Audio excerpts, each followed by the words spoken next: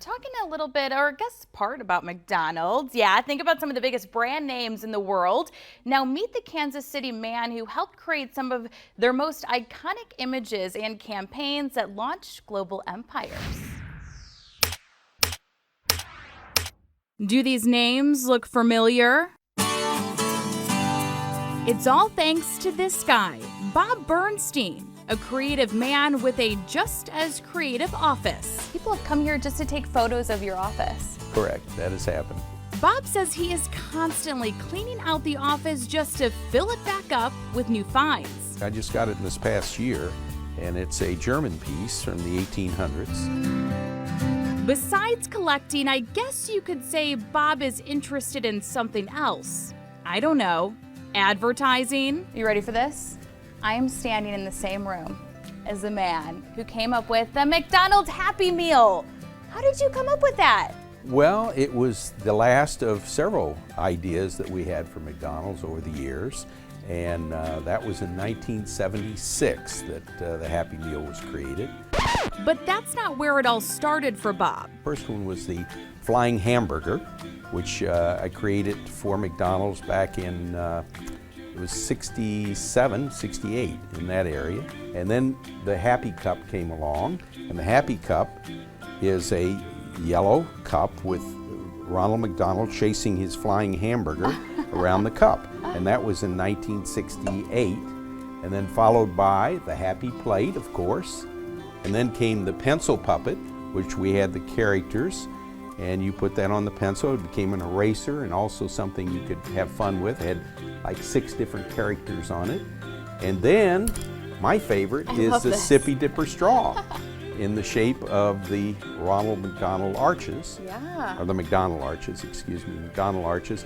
And then came the Magic Lid, which was a Frisbee, went over the milkshake container, and kids could use it as a Frisbee. And there were plenty of others, including the Happy Meal, an idea that came from Steve, one of Bob's kids. He would be eating and reading the cereal box in front of him, and he would look at it and turn it and read it, and I said, Steve, you've read that at least 10 times that I've sat here, and why do you keep reading that cereal? He said, well, Dad, it's just something to do while I'm eating.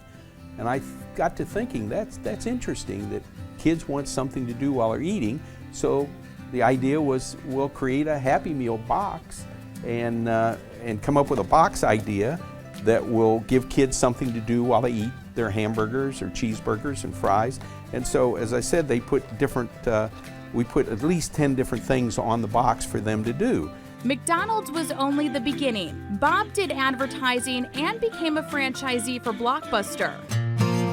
When we started with Blockbuster, it was a very small company. We were opening a lot of stores, did every one of the openings, did all of their advertising nationwide. And when we finally ended with Blockbuster, they had 7,500 stores. Wow. But he wasn't done yet. Not even close. You worked hand in hand with the founder of Walmart. Yes, Sam Walton actually hired us in 1974. He saw the TV that we were doing, and he called and said, I'd like to do the same thing for Walmart. We said, what's a Walmart? We didn't have no idea. He was in Bentonville, Arkansas. They had 72 stores at the time, and I'd never heard of them. Bob worked for Walmart for 33 years. How about beauty brands? Beauty brands, yes, that's another concept that we developed in 1995. It's our first store. We did retail and professional services, and that was a concept that hadn't been done at that point. And so we started in Kansas City. We ended up with about 15 stores in Kansas City, and then we went into about 17 other states and opened up beauty brands. The list goes on.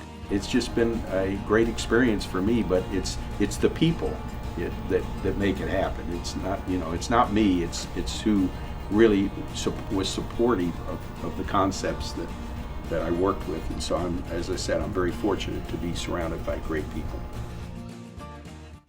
It's a brilliant idea. I know. I can't believe that he actually started beauty brands. When I saw him, I was like, hey, by the way, thanks for my discounted cheese straightener. I appreciate that. It was just really fun to hear all his stories. And about inventing the Happy Meal. I know. Which is an iconic part of Americana, really. It is. That's what I said. I was like, how does it feel that you drive around and people still have the Happy Meal today, that this is your work? It's got to be so cool. He's excited that the idea took off. I'm like, oh, yeah, I think it took off. Yeah. You think? Thanks, Christine. That was a great story. You're welcome.